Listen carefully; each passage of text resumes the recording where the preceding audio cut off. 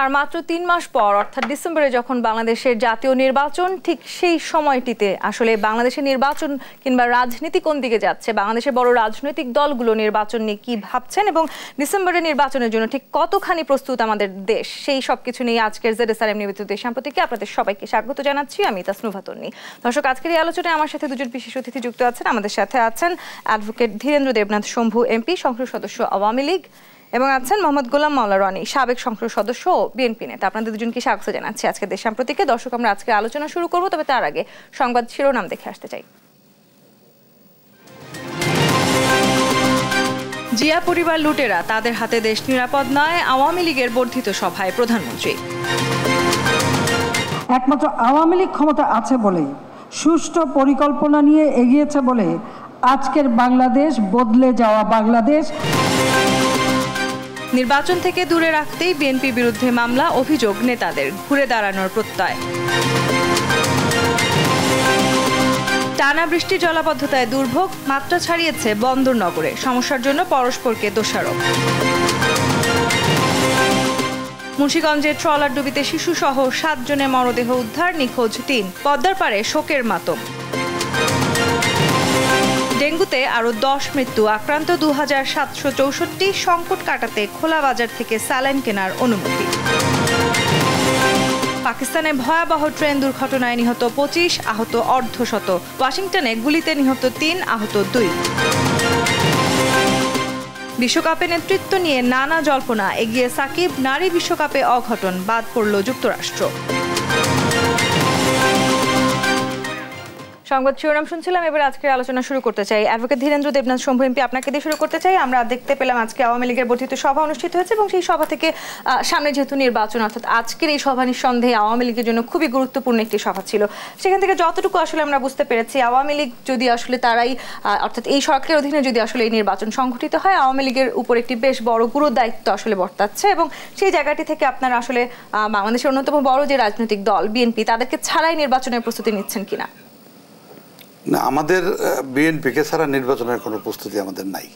এটা ওনারা বলে বাবা কুড়ায় আর কি, কান্নাকাটি করে পাবলিকের কাছে, আমাদেরকে বাদ দিয়ে ইলেকশন করবে, এটা ঠিক না। এবং আপনার এই যে আজকে যে আমাদের মিটিংটা, এটা ছিল আমাদের মাননীয় প্রধানমন্ত্রীর নেতাকর্মী এবং জাতির উদ্দেশ্যে গুরুত্বপূর্ণ বক্তব্য। সেখানে উনি বলেছেন যে দলের ভিতরে ইস্পাত, দৃঢ় ঐক্য এবং শৃঙ্খলা, এবং তিনি বলেছেন যে আমরা যে দেশটাকে কোথা থেকে কোথায় নিয়ে এসেছি এবং একটা উন্নত দেশের দিকে আমরা চলে যাচ্ছি, এইটাকে আমাদের ধরে রাখতে হবে এবং এইটাকে ধরে রাখার জন্যে নেতাকর্মীদেরকে তিনি আহ্বান জানিয়েছেন এবং আমরা সেটা আন্তরিকতার সঙ্গে গ্রহণ করেছি। তার নির্দেশগুলো আমরা মানব এবং মানার চেষ্টা করব। বিএনপি তো নির্বাচনে আসে না, থাকে না, মানে এটা জনগণের তারা কোনো গুরুত্ব দেয় না। তো জনগণের ভোটের যে একটা আলাদা গুরুত্ব এবং জনগণের ভোট ছাড়া যে নির্বাচন হয় না, জনগণের ভোট ছাড়া যে রাষ্ট্রের ক্ষমতায় যাওয়া হয় না, এটা তারা বুঝতে চায় না, যার জন্য তারা না যাওয়ার ভান। এখন কি করতে হবে? আওয়ামী লীগকে পদত্যাগ করতে হবে। কেন? আপনারা কয়বার পদত্যাগ করছেন জীবনে? জোর করে থাকছেন সারা? এই প্রশ্নটি যদি আমি একটু আপনাকে করি, মোহাম্মদ গোলাম মাওলা রনি, কেন আসলে আওয়ামী লীগকে পদত্যাগ করতে হবে? আপনারাও তো আপনাদের সময় পদত্যাগ করেননি। আওয়ামী লীগকে পদত্যাগ করতে হবে এই কারণ যে আওয়ামী লীগের প্রতি যে মানুষের বিশ্বাস এবং আস্থা, এটি একেবারে শূন্যের কোঠায় না, স্মরণকালের সবচেয়ে নিম্নগামী। অর্থাৎ কোনো একটা রাজনৈতিক দল গত 100 বছরে মানুষের এতটা ঘৃণা, এতটা অবিশ্বাস, এতটা অনাস্থার জায়গায় পৌঁছেছে। আমাদের দাদা আছেন, তিনি লেখাপড়া জানা মানুষ, তিনি যদি আমার বললেন যে গত 100 বছরে এই বাংলাদেশের ইতিহাসে বা ভারতের ইতিহাসে আওয়ামী লীগের মতো এইরকম অবিশ্বাসের পর্যায়ে পৌঁছে গেছে, আমি কতগুলো ক্লু দিই। ক্লুটা হলো, আমরা বিএনপি যারা লোকজন আছি তারা আওয়ামী লীগকে নিয়ে আসলে তামসা দেখছি, আওয়ামী লীগ কী করে, হোয়াট দে আর ডুইং। এখন তাদেরই একজন বিখ্যাত ভাইস চ্যান্সেলর প্রফেসর মিজান, তিনি বলছেন যে এই পুরো বাংলাদেশে একটা সিন্ডিকেট চলছে, 4টা ব্যবসায়িক গ্রুপ এই সিন্ডিকেট করে পুরো বাংলাদেশের জিনিসপত্রের দাম জন বাড়াচ্ছে। আমরা ভীষণ মজা পাচ্ছি যে আওয়ামী লীগের লোকে আওয়ামী লীগের বিরুদ্ধে বলছে, আমাদের বলতে হচ্ছে না। এরপরে ও একজন এস আলম গ্রুপের বিরুদ্ধে ডেইলি স্টারের মতো পত্রিকায় নিউজ আসছে যে বাংলাদেশ থেকে 11,000 কোটি টাকা লুপাট হয়েছে। কি হলো? শিরোনাম হলো আলাদিনের চেরাক, আলাদিনের চেরাক। তো ভালো কথা, তা আলাদিনের যে চেরাক যদি হয়, আলাদিনকে ও তো ওকে বানানো হয়েছে চেরাক, এস আলমকে বানানো হয়েছে চেরাক, কুপি, ওর মধ্যে কেরোসিন তেল ভরা। তো এখানে দুটো চরিত্র আছে। একটা চরিত্র হলো যে এইটার ভিতরে একটা দৈত্য থাকে, এই দৈত্যটাকে, আর আলাদিন যে এইটাকে চালায় গভর্নর, সে কে? এই চেরাগের মালিককে চালায় কে, আর চেরাগের মধ্যে দৈত্যটাকে? এইগুলো নিয়ে বিএনপি চিন্তা ভাবনা করছে যে এরকম একটা ঘটনা আছে, দেখি এর মধ্যে কি। থার্ডলি হলো যে এরা সকালে একবার, যেমন আজকে আমি আসার সময় দেখলাম জনাব ওবায়দুল কাদের, আমার সম্মানিত নেতা, গলা কেঁপে কেঁপে বলছে আপনারা কেউ ভয় পাবেন না। আচ্ছা, তাদেরকে ভয় পেতে কে বলেছে? আপনারা কেউ ভয় পাবেন না, শেখ হাসিনা যতদিন আছে আপনারা কেউ ভয় পাবেন না। তো এই যে আবার প্রধানমন্ত্রী শেখ হাসিনা বলছেন, যারা সরকারি কর্মকর্তা, যে আপনারা ভয় পাচ্ছেন, একটু আন্দোলন হচ্ছে, একটু সংগ্রাম হচ্ছে, বা এতে ভয় পাওয়ার কি আছে? আসলে আওয়ামী লীগ কোনো চাপে আছে কি? আর এখন মূল ব্যাপার হলো যে আমরা এই যে আওয়ামী লীগের এইগুলোকে বলা হয় রাজনৈতিক মঞ্চের যে সং অ্যান্ড ভং। তো যখন দেখবেন যে আপনারা ছোটবেলায় যদি যাত্রা নাটক দেখে থাকেন, দাদাও গ্রামের মানুষ, আমিও গ্রামের মানুষ, আমাদের যাত্রা খুব প্রিয়। তো অনেক সময় দেখা যাচ্ছে যে যাত্রার মঞ্চে যারা অভিনয় করেন, স্ক্রিপ্ট পড়ার জন্য লোক আছে। তো স্ক্রিপ্ট যখন পড়ে, তার পড়ার মধ্যে যখন ভুল হয় আর নায়কের যদি ওই ডায়ালগুলো মনে না থাকে, তখন মঞ্চে যে বিভ্রাট ঘটে, অসাধারণ সব বিভ্রাট ঘটে। আওয়ামী লীগের দলের মাঝে বিভ্রাট ঘটছে বলে মনে করেন? আওয়ামী লীগের মধ্যে যে বিভ্রাট ঘটছে, সেই বিভ্রাটের ফলে প্রতিদিন রাজনীতির ময়দানে এত বেশি ঠাট্টা মশকারা, এত বেশি ট্রল, এত বেশি হাসি তামসা হচ্ছে, বিএনপি কি নির্বাচন করবে? হাসতে হাসতে মরে যাচ্ছে। আপনাদের আন্দোলন নিয়েও আমরা এই ধরনের অনেক ধরনের তামাশার কথা শুনেছি, এই জায়গাটিতে আমি আসবো। তবে আওয়ামী লীগের ভিতরে যে বিভ্রাটের কথা বলছিলেন গোলাম মাওলা রনি, আপনিও কি তাই মনে করছেন? আওয়ামী লীগ আসলে কোনো অন্তর্দলীয় কোন্দল চলছে কিনা, বা দলের মাঝে কোনো বিভ্রাট আছে কিনা? আমাদেরটা তো একটা 100% পলিটিক্যাল পার্টি, এবং এটা শুরু থেকেই, জীবনের শুরু থেকেই আওয়ামী লীগ রাজনৈতিক দল, এবং এই মাঠে রাস্তায় জন্ম করে আওয়ামী লীগ এই দেশের বাঙালিদের জন্য স্বাধীনতা, পাকিস্তান অর্জনেও আওয়ামী লীগের নেতাদের গুরুত্ব ছিল। কিন্তু সেখান থেকে আমরা অন্যায়ের বিরুদ্ধে, শোষণের বিরুদ্ধে, নির্যাতনের বিরুদ্ধে কাজ করতে করতে একটা জাতির ভাগ্যকে পরিবর্তন করার জন্যই আমরা একটা নতুন জাতিসত্তা দাবি করছি। তারা যে কি, আমি বলি, তারা খুব রস করতেছে, তারা এমন একটা ভাব হয়ে গেছে যে তারা একেবারে জিতে গেছে, এরকম একটা ভাব তাদের। তারা একেবারে জিতে গেছে, আমাদের কোনো ভোট নাই, আমরা ইলেকশন করতে পারবো না। এই যে এগুলাকে আসলে যদি আমি স্থানীয় ল্যাঙ্গুয়েজে চাপাবাজি বলি আর কি, এটা চাপাবাজি কথা তো কোনো ভ্যালু নাই। আপনারা এত কথা না বলে আপনার নির্বাচন আসেন না রে ভাই। বরিশালের আঞ্চলিক ভাষা কি বলে এটাকে? আপনি নির্বাচন আসেন, আপনি নির্বাচনে তো আসেন না। আপনারা কেন নির্বাচনে আসেন না, সেই জবাব জনগণকে দিতে হবে। কেন নির্বাচন ছাড়া এই দেশের ক্ষমতা পরিবর্তনের কোনো কায়দা নাই? আপনাকে কেউ বসাই দেবে না। ওই যে আমেরিকা বলেন, ইউ বলেন, কেউ আপনাকে বসাই দেবে না। বসাই দিবে জনগণ, এবং জনগণের কাছে যেতে হবে। জনগণের সমর্থনে এই দেশে সরকার আসতে হবে।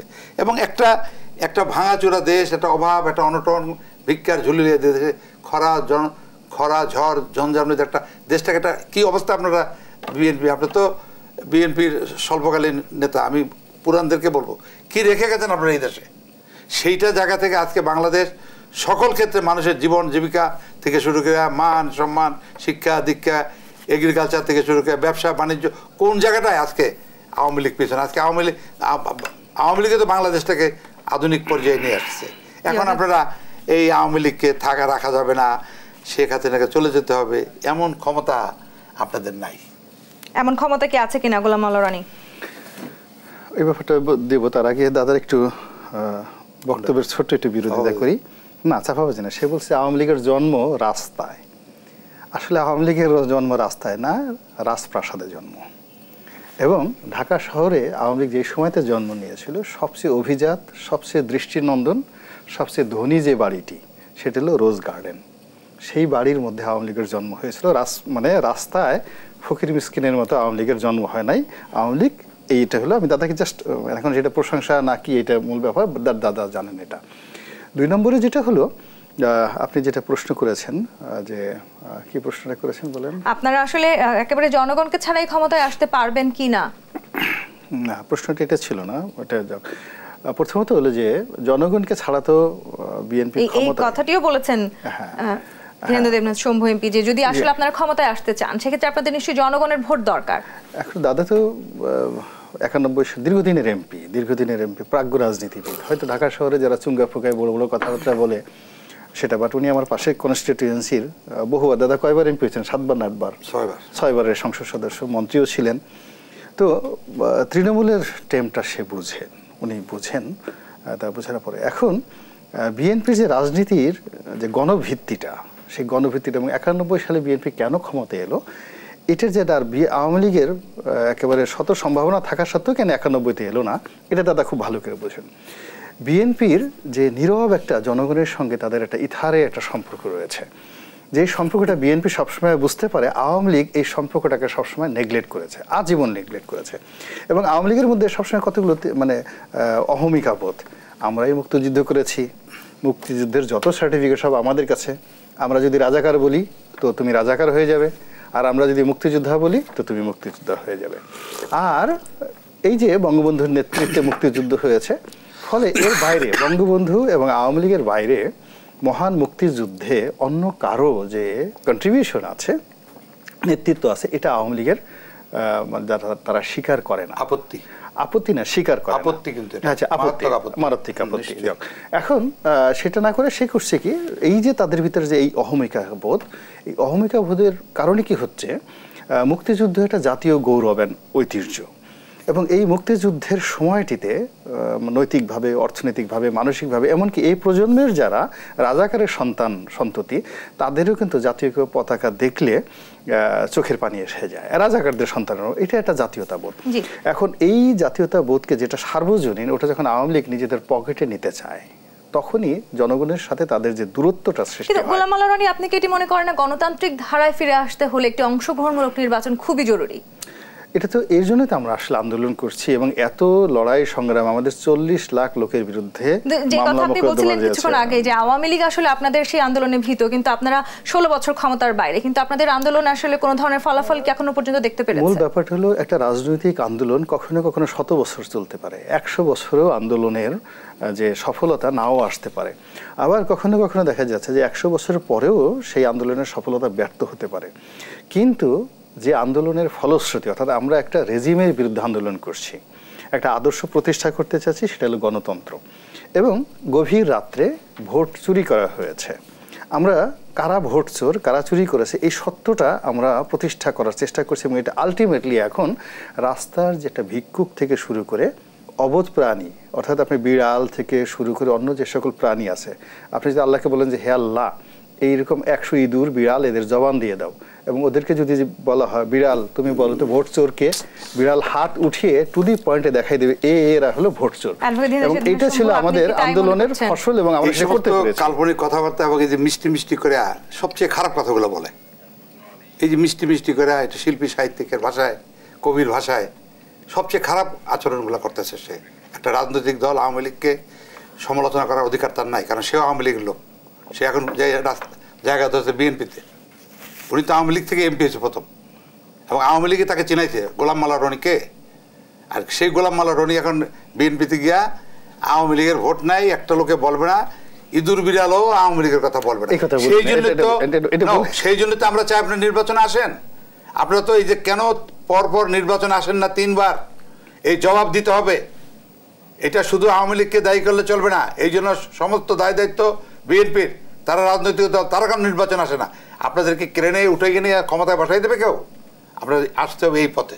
সুতরাং ঘৃণা, আপনারা কি সেই পথটা তৈরি করে দিয়েছেন কিনা, যাতে করে সব রাজনৈতিক দল নির্বাচনে অংশগ্রহণ করতে পারে? নিশ্চয়ই। মাননীয় প্রধানমন্ত্রী পরিষ্কার করে বলেছেন, যেহেতু তিনি এই দেশের প্রধানমন্ত্রী, এবং তিনি যদি চান, এবং তিনি চান, তিনি আমাদেরকে নির্দেশ দিয়ে দিয়েছেন, আজকেও বলেছেন এই সরকার আসলে চাইছে যাতে করে সব রাজনৈতিক দল নির্বাচনে আসে। আমরা কিন্তু তবে আমাকে একটি বিরতি নিয়ে ফিরতে হবে। সুষ্ঠু হবে, সুন্দর হবে, প্রত্যেকে সেভাবে প্রস্তুতি নাও। নিশ্চয়ই। নিয়মিত দেশ সম্পর্কে একটি বিরতি নিয়ে ফিরছি, আমাদের সাথেই থাকুন।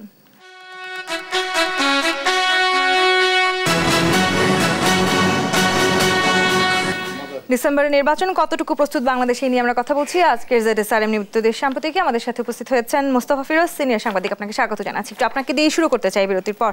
আমরা যেই আলোচনায় ছিলাম, আসলে আমরা বুঝতে পারছি যে আওয়ামী লীগ কিংবা বিএনপি দুটি দলই অনড় অবস্থানে আছে এবং কেউ আসলে কারো প্রতি আস্থা আনতে পারছে না। এই যে আস্থাহীনতার রাজনীতিতে আমরা পড়ে গেছি, সেই জায়গাটিতে আসলে জনগণের কথা কি আমাদের রাজনীতিবিদরা ভাবছেন কিনা? জনগণের কথা ভাবছে, কিন্তু আগে হলো মানে এই রাজনৈতিক দলগুলোর চিন্তা যে আমরা যদি টিকতে না পারি তাহলে জনগণের কথা ভেবে কী লাভ হবে, টিকে জনগণের কথা ভাববো। এটাও যদি উল্টো মানে উল্টো ভাবা উচিত যে আসলে জনগণের কথা, জনগণ যদি চায় আমি থাকবো না থাকবো না। এই যে একটা মানে রাজনীতির স্বাভাবিক গতিটাকে তো আমরা রাখি নাই। রাজনীতিটা আমরা যেভাবে একটা ধ্বংসাত্মক, হিংসাত্মক, মানে বিনাশকারী উপাদানে পরিণত করছি, যার জন্য যারা ক্ষমতায় থাকে তারা মনে করে যে আমি সেফ সিকিউরড, আর যে ক্ষমতায় থাকে না সে মনে করে আমি সবসময় নিরাপত্তাহীনতায় ভোগে। এই জায়গাটা যদি আমরা চেঞ্জ করতে না পারি তাহলে আওয়ামী লীগ এবং বিএনপির এখন যে পজিশন আছে তখন আমাদের আবার আরেকটা 1-11 লাগবে। এরকমই একটা অবস্থা। আমি এখনকার যে প্রেক্ষাপটটা আমার কাছে কয়েক বছর আগে 1-11 কথাটা চিন্তা করেন, বিএনপি অন্ধের মতন চলে যাচ্ছে সেই 22শে জানুয়ারির নির্বাচন, আরে আওয়ামী লীগ নাই, সব নমিনেশন প্রত্যাহার করছে, জাতীয় পার্টি নাই, ইলেকশনটা করবে কে, কার সাথে করবে, হবে না সেই নির্বাচন। চিন্তা করেন, তাহলে কিন্তু আমরা একই সিনারিও পাইতাম। তাহলে চলে আসলো 1-11 আসাতে আমরা আজকে যতই রাজনীতিবিদরা এটাকে নিন্দা করুক, মন্দ বলুক, কিন্তু তখন কিন্তু একটা স্বস্তি আসছিল। ওটা ফেল করছে, কিন্তু প্রথম 6 মাস চিন্তা করেন মানুষ কিন্তু এই যে আসলে বিএনপি নির্বাচনে আসছে না, আপনি কি মনে করছেন যে এবারও যদি বিএনপি নির্বাচনে না আসে তাহলে সেটি আসলে সেই কারণটি আওয়ামী লীগের জন্য কি চাপের কারণ হতে যাচ্ছে কিনা?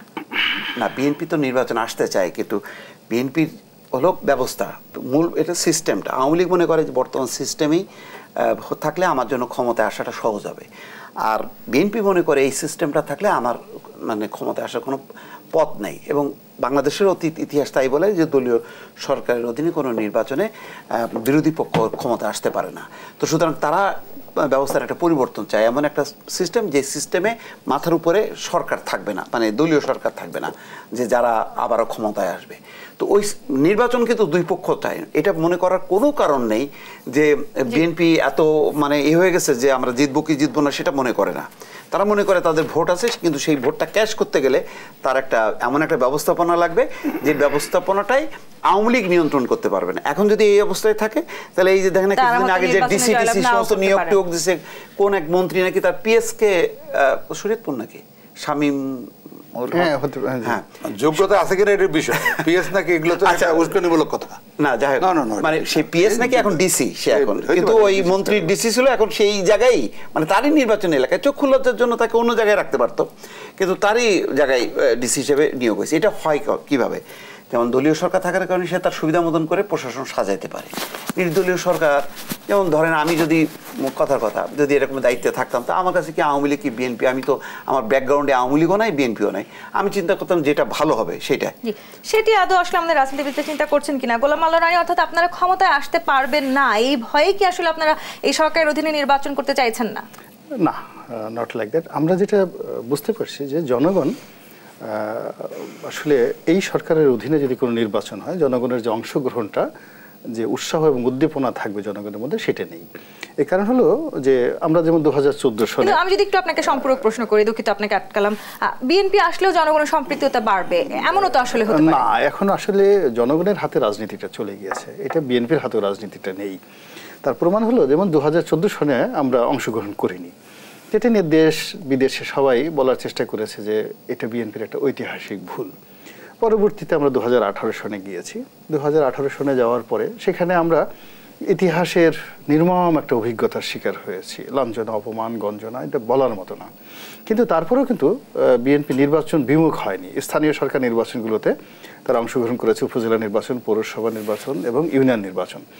এবং এই যে আপ টু শেষ পর্যন্ত 2021 সন পর্যন্ত বা 22 সনের মাঝামাঝি পর্যন্ত যে নির্বাচনগুলো হলো, সব নির্বাচনগুলোতেই বিএনপি নিজে, স্থানীয় নেতৃবৃন্দ, আন্তর্জাতিক যারা রয়েছেন পর্যবেক্ষক এবং জনগণ সবাই দেখেছে যে এখানে সব কিছুই আওয়ামী লীগের, ছাত্রলীগের, যুবলীগের এবং আওয়ামী লীগের সমর্থনপুষ্ট যে প্রশাসন রয়েছে তাদের হুকুমতে সবকিছু হচ্ছে। আপনারা তো নির্বাচনে অংশগ্রহণই করেননি, কোন সিটি নির্বাচনে না না, এটা তো রিসেন্টলি, কিন্তু এর আগের যে সিটিগুলোতে নির্বাচন হয়েছে এটা হলো যে এই রিসেন্টটা আমরা করিনি। ধরেন গত এটা আমরা যখন দেখলাম যে আপনি হয় কি কোনো একটা মানুষ একবার ভুল করে, ইনসান মানে যে ভুল করে, দ্বিতীয়বার যে ভুল করে সেটা হলো বেকুব, আর তৃতীয়বার যে ভুল করে সে হলো অমানুষ। এখন বিএনপি আসলে অমানুষ হতে চায় না, এটা প্রমাণিত হয়ে গেছে যে এই জিনিসগুলো হলো বারবার ভুল, একই ভুল বারবার হয় না। এই কারণে বিএনপি যে ডিটারমিনেশনে গিয়েছে সেটা হলো যে টেক ব্যাক বাংলাদেশ, আগে বাংলাদেশের যে স্বতন্ত্র বৈশিষ্ট্য গণতান্ত্রিক, এটাকে আগে ফিরিয়ে আনা হোক, নির্বাচন পরের ব্যাপার। আমরা ক্ষমতায় যেতে চাই না, আমরা নিজেদের ওই যাকে বলে পোলাও কুরমা খেতে চাই না, বিরিয়ানি খেতে চাই না, আমরা আগে চাই যে দেশে একটা সুন্দর শান্তিপূর্ণ গণতান্ত্রিক পরিবেশ ফিরে আসুক। এবং এটা আমাদের প্রথম সমাবেশগুলোতেও আমরা সহিংসতা দেখতে পাচ্ছি। আমরা গত যে আপনাদের একটি সমাবেশ হয়েছে সেখানেও দেখলাম 3টি বাসও পুড়িয়ে ফেলা হয়েছে, সেগুলোকে তাহলে আপনারা কিভাবে গণতান্ত্রিক? এগুলো এখন হয় কি বাংলাদেশের প্রায় সব ঘটনা আপনারা দেখছেন, মিডিয়া দেখছেন, আমরা দেখছি, দেশি বিদেশি নানা রকম সংগঠন দেখছে, বন্ধু রাষ্ট্ররা দেখছে। ফলে এই বাস কারা পুড়িয়েছে, কোন জায়গাতে পুড়িয়েছে, কিভাবে পুড়িয়েছে, এটা প্রকাশ্য দিবালোকের মতো ইটস এ ডকুমেন্ট। তো সেক্ষেত্রে যদি বিএনপির বিরুদ্ধে সেই অভিযোগ হয়, আওয়ামী লীগের হাতে তো অনেক অস্ত্র আছে, এগুলোর মধ্যে রাতারাতি বিএনপির বিরুদ্ধে অতীত ব্যবস্থা, যেখানে গায়েবী মামলা করে হাজার হাজার মানুষকে আসামি করা যায়, সেখানে বাস পুরানোর মামলায় যদি মির্জা ফখরুলকে আবার অ্যারেস্ট করা হয়, মির্জা আব্বাসকে আবার অ্যারেস্ট করা হয়, ডাজ নট, মানে এটা কোনো ব্যাপারই না আওয়ামী লীগের জন্য। তো সেটা তারা করতে পারে যদি সেরকম তারা মনে করে, কিন্তু বাস্তবতা হলো যে আওয়ামী লীগ সেই উস্কানি দিয়েছে। না না না না, আমরা সেটা বলছি না। সরকার হলো আমাদের আঞ্চলিক একটা ভাষা আসলে, সেই দিন আর এই দিন নেই, এখন নতুন দিন আসছে, নতুন সূর্য আসছে, নতুন সিজন আসছে। এখানে আপনাকে মানুষের ভাষা বুঝতে হবে এবং মোটামুটি মানুষের ভাষা বোঝার কতখানি চেষ্টা আসলে আওয়ামী লীগ করছে। আপনাকে ধীরেন্দ্র দেবনাথ শম্ভু এমপি, আপনার কাছে একটু জানতে চাই, 18 নির্বাচনের পরে আসলে বিএনপি আস্থাহীনতায় ভুগছে বলে বলছেন তারা, সেই সাথে আবার তারা এটিও বলছেন যে টেক ব্যাক বাংলাদেশ তারা চাইছেন, অর্থাৎ বাংলাদেশ কি আসলে আবারও বিএনপির হাতে চলে যাবে কিনা? এইটা তো ওনাদের স্বভাবজাত বিষয়, কারণ ওনাদের জীবনটা কোথা থেকে আসছে? ওনাদের জীবন আসছে একটা বঙ্গবন্ধুকে হত্যাকাণ্ডের পরে জিয়াউর রহমান ক্যান্টনমেন্ট বসে পার্টি করে, সেই পার্টি বিএনপি, তারা তো জন্মগ্রহণ করার আগেই ক্ষমতায়, তাদের সেই নেশাটা রয়ে গেছে যে ক্ষমতা আমাদের লাগবে, কিন্তু ক্ষমতায় জনগণ তাদেরকে দিতে চাচ্ছে না। এবং এই যে যত কথাই মিষ্টি মিষ্টি বলো, ঘুরে ফিরে শিল্পী সাহিত্যিক, কথা সাহিত্যিক, নানা রকমের লোকজন, আমার কথা হচ্ছে যে এই দেশে আমরা যে জনগণ যে আমাদেরকে চায় না, জনগণকে আমাদের বিরুদ্ধে বিদ্রোহ করছে। ভোট চুরি করে কেউ তো ক্ষমতায় থাকতে পারে নাই, বিএনপি পারছে? 96 সনের 15 ফেব্রুয়ারি নির্বাচন 15 দিন থাকতে পারে নাই। আমরা যদি ভোট চুরি করতাম তাহলে আমাদেরকে এতদিন ক্ষমতায় থাকলাম কিভাবে? আমরা অবশ্যই মানুষের মেন্টালিটিটা কি যে না, এটা বিএনপি এই সমস্ত গন্ডগোলের মূল, তারা নির্বাচনে না এসে একটা অরাজকতা সৃষ্টি করতে চায়, দেশে একটা সামরিক শাসন আনতে চায় বা কোনো থার্ড পার্টি আনতে চায়। এখনো তো তাই চলছে, এখনো তো তাই চলছে। এই যে মোস্তফা ফিরোজ ভাই বললো আর একটা 111 দরকার, এগুলো তো মানে প্রকাশ্যে অপরাধ শিকারের মতো। তাহলে ওই 11-এর সময় উনি সমর্থক ছিলেন, 111-এর সময় উনি সমর্থক ছিলেন, নাইলে উনি বলে কি আরেকটা 111 দরকার? কেন আরেকটা 111 দরকার? যে মহিলা 15 বছর পর্যন্ত সুষ্ঠুভাবে দেশটা চালিয়ে আজকে উন্নত দেশের দ্বার প্রান্তে আমরা চলে গেছি, এখন তাকে বাদ দিয়ে নির্বাচন করতে হবে কেন? কার জন্য? কোথায় নেতা আপনাদের? বিএনপি নেতা কোথায়? Who'll take the oath as a prime minister? কে দলের নেতাকে? আপনাকে করতে চাই আমি গোলাম, এগুলা বলে কোনো কাজ হবে না তো। আপনাদের আসলে নির্বাচন যদি সংঘটিত হয় সেক্ষেত্রে আপনাদের দলের ভয় পাইছে নির্বাচন আসবে না, সেই প্রশ্নের উত্তরটি আমি নিব, তবে আমাকে বিরতি থেকে ফিরতে হবে। সাম্প্রতিক বিরতি আবার মুস্তফার কথা শোনো।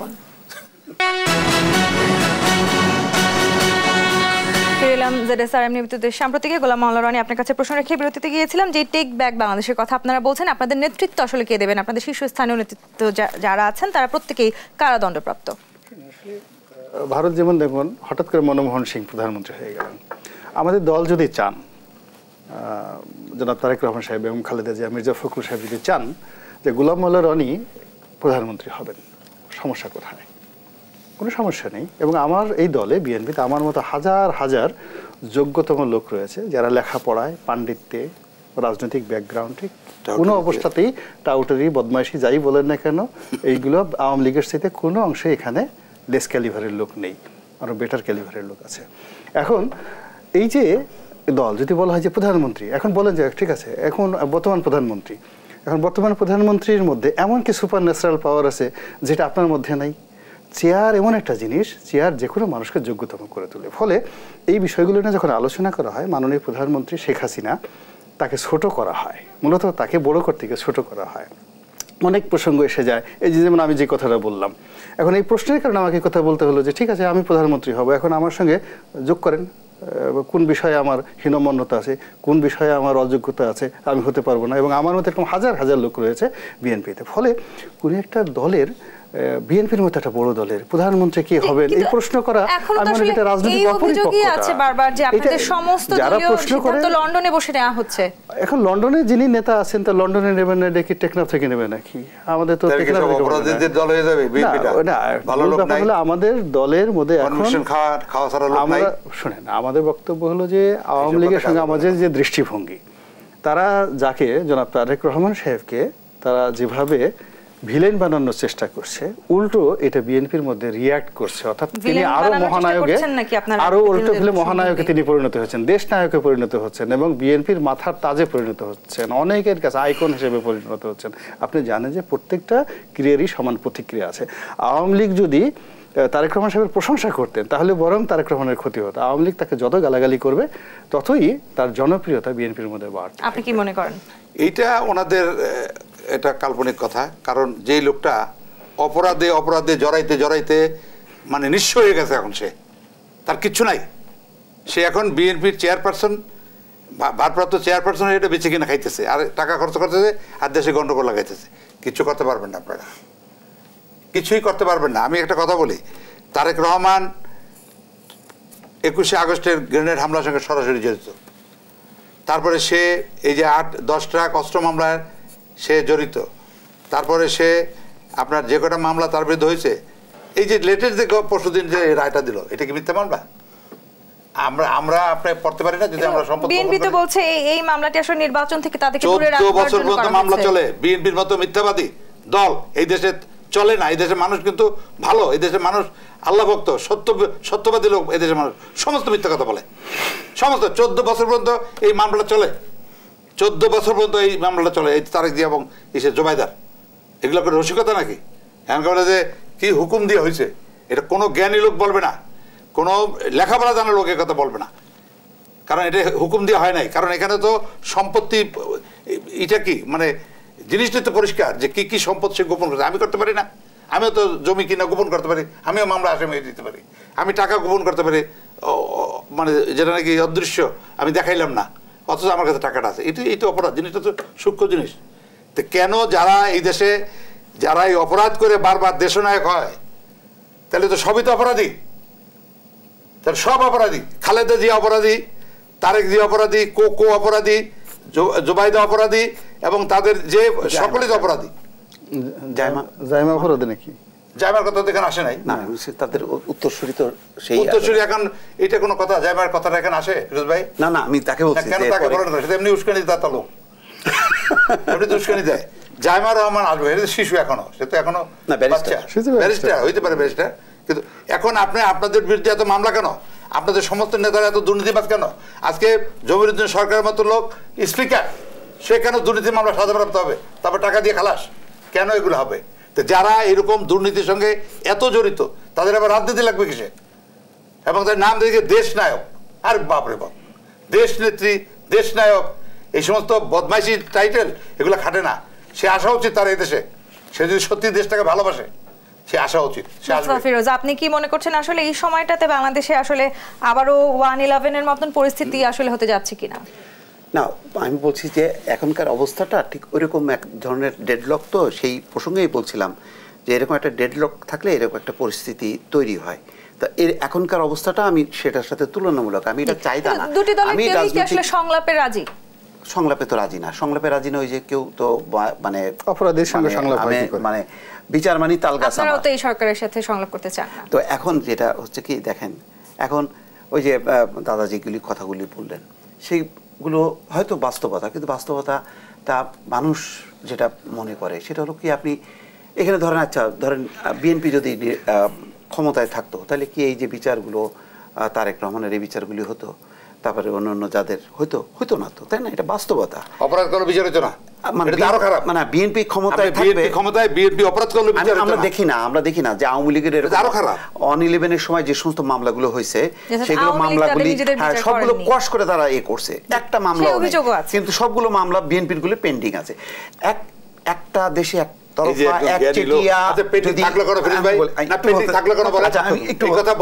আমি বলছি, আমাকে আইনের কথা বলেন। একচেটিয়া একতরফা একটা শাসন ব্যবস্থা থাকলে কোনটা যে ন্যায় বিচার কোনটা অন্যায় বিচার এটা কোনো জাজ করার উপায় নেই। এখন তো যত কিছু দেখবেন যে সবাই মানে শুধু বললাম না ওই পরিবারের শুধু জাইমা রহমান বাদে বাকি সবাই, আবার জাইমা রহমানের নামটাও যদি আসে যে সে বাংলাদেশে আসতেছে নির্বাচন করতে পারে, দেখবেন যে আরেকটা মামলা সেও মানে সহায়তাকারী হিসাবে তার নামটা চলে আসতে পারে। কিছুই বলা যায় না, বাংলাদেশে তো সব কিছুই ঘটছে। এখানে কারণটা কি? কোনো ব্যালেন্স নেই। আপনি যে দেশের প্রধান বিচারপতিকে টোপলা করে আপনার একদম প্যাকেট করে আপনি প্লেনে পাঠিয়ে দিতে পারেন, সেখানে কোথায় বিচার উচ্চ আদালত বলে কিছু আছে? কিছুই তো নাই। আপনি কার কাছে জাস্টিস চাইবেন? সে জাস্টিস কে করবে? এগুলি তো পঙ্গু হয়ে গেছে আস্তে আস্তে। আমাদের সমস্ত সাংগঠনিক প্রতিষ্ঠানগুলো, সাংবিধানিক প্রতিষ্ঠানগুলো পঙ্গু হয়ে গেছে, কারণ এক একটা আঘাত আস্তে আস্তে আস্তে এখন দুমড়ে মুচড়ে গেছে। মানুষের প্রতিবাদ করার ভাষা নেই। কম্বোডিয়ায় তো একটা নির্বাচন হয়ে গেল, সেখানে তো ক্যান্ডেলিক পার্টিকে নিষিদ্ধ করে দিয়েছে। সেখানে কি বিদ্রোহ হয়েছে, অভ্যুত্থান হয়েছে? তার মানে কি আমি ক্ষমতার জোরে যদি 20 বছর থাকি 25 বছর থাকি সেটা কি জাস্টিফাইড হবে? আর মানুষ কি প্রতি 6 মাস পর পর বিদ্রোহ করবে, অভ্যুত্থান করবে? এই যে প্রধান বিচারপতি সম্পর্কে খুব ভালো কথা বলছে। প্রধান বিচারপতি তো নিজেই চলে গেছে, কারণ সে তো করাপ্ট। সে একজন প্রধান বিচারপতি যে ধরনের করাপশনের ডকুমেন্টেশন, অপরাধ আগে হয়েছে, কিন্তু তার বিরুদ্ধে যখন তদন্তটা হয়, দোষটা কি? আমি আজকে এখানে আছি, আমার ফৌজদারি মামলায় কি কোনো লিমিটেশন আছে নাকি? কবে বিচার হবে, কবে মামলা হবে?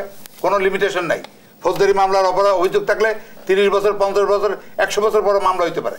এখন উনি দুর্নীতিবাজ প্রধান বিচারপতি, উনি নিজেই ইচ্ছে করে চলে গেছে, গিয়া বলা লাগে নাই। এখন সেটা একটা মানে ইস্যু বানায় আপনারা খুব একটা দেখাইতেছেন যে বিচারপতিরই তো মানে না, বিচারপতি তো চলে গেছে গিয়া। আরে না গেছে কি? গোলাম মাওলা রনি, আপনারাও কি আসলে এই ধরনের ইস্যুর অপেক্ষা করছেন কিনা? কি ধরনের ইস্যু? যে কথাগুলো আসলে বলছেন সম্পর্কে, যে আসলে হয়তো বিষয়টি তেমন কিছু নয়, কিন্তু বিএনপি আসলে কোনো ধরনের উস্কানি কিংবা কোনো ধরনের ইস্যুর অপেক্ষায় আছে। আপনি দেখেন এই যে টক শো আপনারা দেখতেছেন, আমরা সবাই আমি খুব ধীর স্থিরভাবে কথাবার্তা বলতেছি, আমি মিষ্টি মিষ্টি ভাষায় কথা বলি, এটা ওনার মেজাজ গরম হয়ে যেতেছে। এবং that is unpredictable situation of Awami League. Awami League এখন কোনো কিছু সহ্য করতে পারে না। তারা মানে আপনি নাচতে যান বলে তোমার আওয়ামী লীগের লোক এখন আওয়ামী লীগের উল্টা করছে, কতক্ষণ সহ্য করা যাবে? এখন বলতে যদি আওয়ামী লীগ দিয়ে শুরু জীবনের রাজনীতি, সেটা যাই এখন ঘটনা যে এখন এই যে আওয়ামী লীগের যে অধৈর্য, এর আগের সেটা আমার নামটা পর্যন্ত ভুলে যেতেছে। একবার রনি ভাই বলতেছে, একবার মাওলা বলতেছে, আবার বলতে গোলাম বললে অসুবিধাটা কি? এখন এই যে আনপ্রেডিক্টেবল সিচুয়েশন, ওয়াইদুল কাদের একই অবস্থা, স্মার্ট বাংলাদেশ বলতে বলতে শীত হয়ে পড়ে যেতেছে। কিন্তু আবার এই যে আসলে আমরা শীতে তো স্পর্শ সব, ওখানে তো ওয়াইদুল কাদের একলা পড়ছিল, এখানে তো বিএনপি পুরো পড়ছে, সরব দিতে পুরো একা সব পড়ে গেছে। হবে ও স্টেজে যাও। এখন এই যে অবস্থা, এখন এই আনপ্রেডিক্টেবল অবস্থার মধ্যে যেখানে যে দলটি নির্বাচন পরিচালনা করবে, যাদের উপর আস্থা রাখতে হবে, তারা তাদের নিজেদের প্রতি আস্থা রাখতে পারছে না। একটু পর পর অনেকে দেখা যাচ্ছে যে তুমি যেন কে, তারপর সে তোমার নামটা যেন কি, 30 বছরের যারা লোক, আমার নামে তো ভুলে যাচ্ছে, আমরা পাশাপাশি আমি এত ভালোবাসি, আপনি তিনটা নামই এমন ভাবে সেট করছেন, বলতে হবে গোলাম, মাওলা, রনি। আচ্ছা, তো এই যে জিনিসগুলো হচ্ছে আমরা এইরকম একটা আনপ্রেডিক্টেবল সিচুয়েশনে জেনে শুনে আত্মহত্যা করতে সেখানে যাওয়ার কোনো প্রশ্ন আসে না। আমরা জনগণের সঙ্গে আছি, জনগণ মাঠে হচ্ছে এরকম খবর আসলে কেন শোনা যাচ্ছে না? এখন আমরা তো যে কোনো ইলেকশনের জন্য একটা প্রস্তুতি আমাদের থাকতেই হবে। খুবই কনফিডেন্ট যে আপনারা ইলেকশন করছেন না। আওয়ামী লীগের কনফিডেন্স যত থাকবে, আওয়ামী লীগকে আমরা চিন্তিত না, আমরা আমাদের নিজেদেরকে নিয়ে চিন্তায় ব্যস্ত। আমাদের হলো যে একটা নির্বাচন যদি এসে যায়, তত্ত্বাবধায়ক সরকার যদি হয়, সেক্ষেত্রে যাতে 1 মিনিট আমাদের বসে থাকতে না হয়, আমরা সেই প্রস্তুতি নিচ্ছি। গণতান্ত্রিক আদৌ সেই সুযোগ আছে বলে আপনি মনে করেন? আদৌ সেই সুযোগ অবশ্যই আছে, অবশ্যই আছে। এর প্রমাণ হলো যে আওয়ামী লীগ তার পথ হারিয়ে ফেলেছে। যেমন তারা যেভাবে বলতেছে, তারা যেমন সে অনেক বিএনপির গালাগালি করলো অকথ্য ভাষা, আমি তো ওভাবে বলতে পারবো না, আমি ভদ্র ভাষায় বলি। Now Awami League is a bankrupt party. একেবারে পুরো দেউলিয়া হয়ে গেছে সব দিক, তার রাজনীতি নেই সব দিক দিয়ে।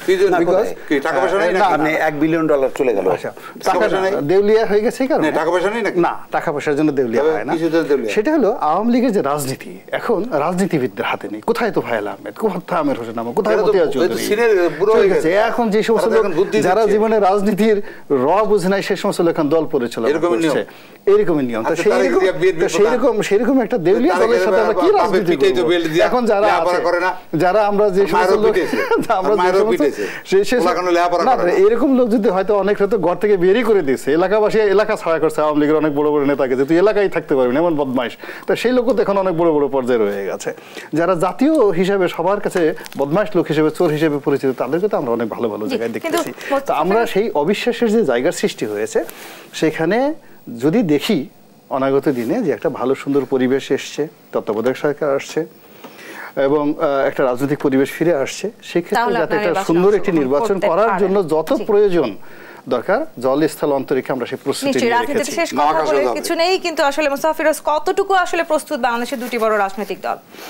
না, এখন তো এলোমেলো একটা পরিস্থিতি, এটাতে বলা যাবে না যে সবারই প্রস্তুত। আওয়ামী লীগ বিএনপির জন্য তো সময় লাগে না, বড় রাজনৈতিক দল তাদের প্রত্যেক নেতারা জানে যে কে কাকে দিয়ে নির্বাচন করাবে, কিন্তু সেই জায়গায় এক জায়গায় হইতে হবে, তো সেই জায়গার ক্ষেত্রটা প্রস্তুত হয়নি। আপনি দেখেন না বাংলাদেশের কোনো পৃথিবীর কোথাও মানে বিদেশি দূতদের এরকম দৌড়দৌড়ি করতে দেখছেন? পিটার হাট দৌড়াইতে দৌড়াইতে আওয়ামী লীগ অফিসের মধ্যে ঢুকে গেছে, যাতে একটা সমাধান হয়। মানে এটা তো চিন্তাই করা যায় না যে যেখানে বলা হচ্ছে যে মানে রাজনীতিতে আভ্যন্তরীণ হস্তক্ষেপ, আমরা দেখলাম যে আওয়ামী লীগ অফিসের মধ্যে যে হস্তক্ষেপ হয়ে গেল। তো এইটা কেন হচ্ছে এই কারণে যে তারা আন্তরিকভাবে চায়, বিশ্ববাসী চায় আন্তর্জাতিক মানের যাতে একটা নির্বাচন হয়, এই জন্য একদম আওয়ামী লীগ অফিস পর্যন্ত চলে গেছে।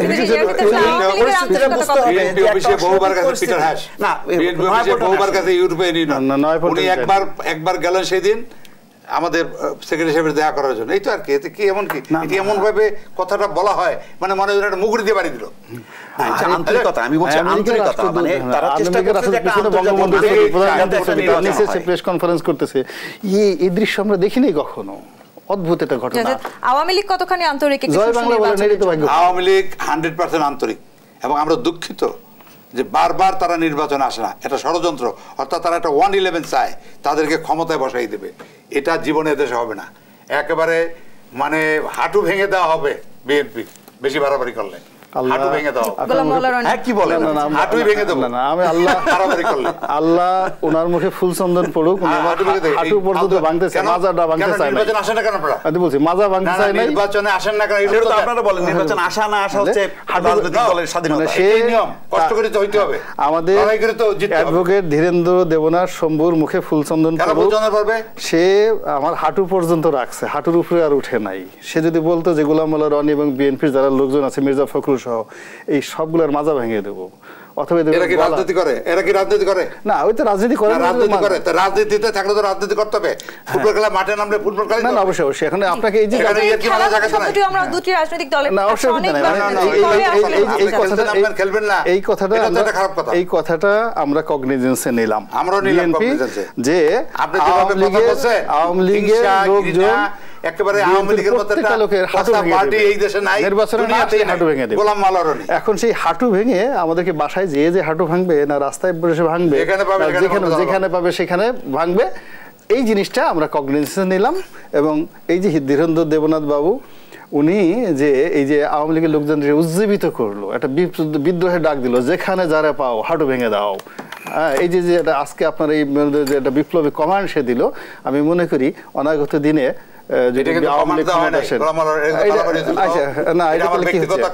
আচ্ছা ঠিক আছে, এটা ব্যক্তিগত আলাপ আলোচনার সময় একটা ব্যক্তিগত ভাবে কথা না, এটা তো স্ক্রিনে আছে। হাঁটু হয়েছে এই পাঠার তো দরকার নাই, আপনার কাজে লাগতেছে না। না, ওইটা ঠিক আছে, আপনি রাজনীতি করেন ইলেকশনে নাই, আচ্ছা ঠিক আছে, গালাগালি করেন ইলেকশনে নাই, হ্যাঁ ক্ষমতায় যাবেন ইলেকশনে নাই। এখন আমি ইলেকশনে আসবো না, আসবো এই জন্য আমার হাঁটু ভেঙে দেওয়া হবে, এটা হলো মূল কথা। আমাদের আসলে মূল এটা আলোচনাটা হোক, এটা এইভাবে গঠনমূলক ভাবে দুটি দলই বাংলাদেশের গণতন্ত্র প্রতিষ্ঠায় সামরিক শাসন থেকে স্বৈরাচারের বিরুদ্ধে আন্দোলনের মধ্যে সেই দিয়ে সম্ভাবনা আমরা দেখছি তারা উত্তরণ ঘটছে, ফলে দুইটা দলেরই বাংলাদেশে গণতন্ত্র বিনির্মাণে অবদান আছে।